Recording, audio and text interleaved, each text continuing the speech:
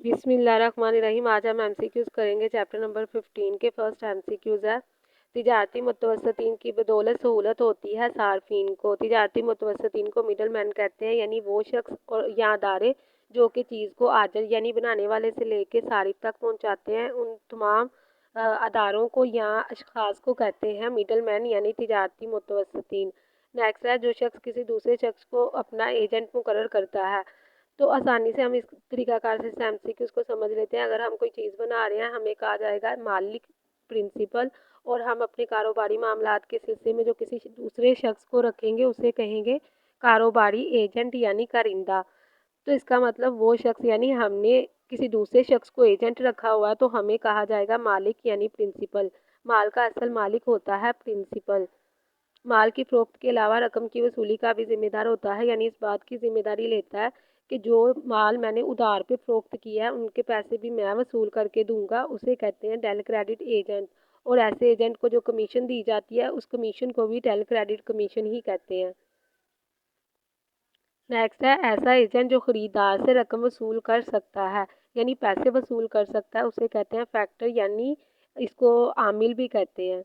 Next है, गैर मुल्की तिजारत में कौन सा एजेंट मददगार साबित होता है। गैर मुल्की यानी बैन अल-अक़वामी तिजारत में, बैरूनी तिजारत में ये तमाम एजेंट मददगार साबित होते हैं।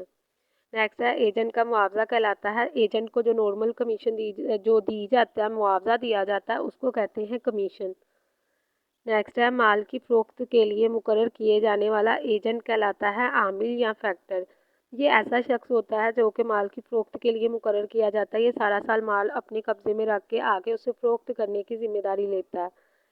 हसीस की खरीदो फ़रोख्त में मुआवनत करने वाले, मुआवनत का मतलब होता है मदद करने वाले एजेंट को कहते हैं अंडरराइटर। अंडरराइटर ऐसा शख्स या अदारा होता है जो कि कंपनी के हसीस अवाम को फ़रोख्त करने की ज़िम्मेदारी लेता है और इस बात की ज़िम्मेदारी लेता है कि अगर जो है पब्लिक आवाम नहीं खरीदेगी मैं उसे खरीद लूँगा, उसे कहते हैं अंडरराइटर। और अंडरराइटर को जो कमीशन दी जाती है उसे कहते हैं अंडरराइटिंग कमीशन।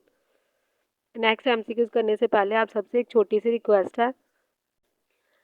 मेरे कुछ कोलीग्स हैं जो कि यतीम खाना खोलने के बहुत ख्वाहिशमंद है और इसके लिए फ़ंड इकट्ठा कर रहे हैं। अगर आप नेकी के इस काम में अपनी कंट्रीब्यूशन करना चाहते हैं तो नीचे डिस्क्रिप्शन में जो नंबर दिया गया है उस पर जायज़ खर्च करवा सकते हैं, या कोई भी कंट्रीब्यूशन करना चाहता है तो आप ये कॉन्टैक्ट नंबर उन्हें दे सकते हैं।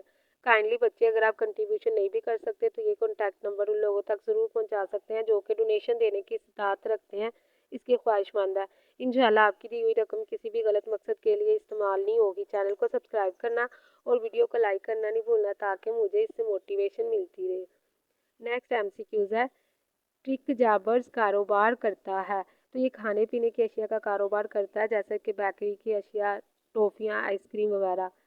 नेक्स्ट है, बंदरगाह पर असल मालिक की बजाय माल वसूल करने वाला कहलाता है, तो उसे कहते हैं क्लियरिंग एजेंट। ये एक ऐसा एजेंट होता है जो बंदरगाह पर माल की वसूली के तमाम इंतजामात करता है, यानी माल का मालिक अगर खुद नहीं कर सकता तो फिर वो जो एजेंट रखता है बंदरगाह पे उसे कहते हैं क्लियरिंग एजेंट।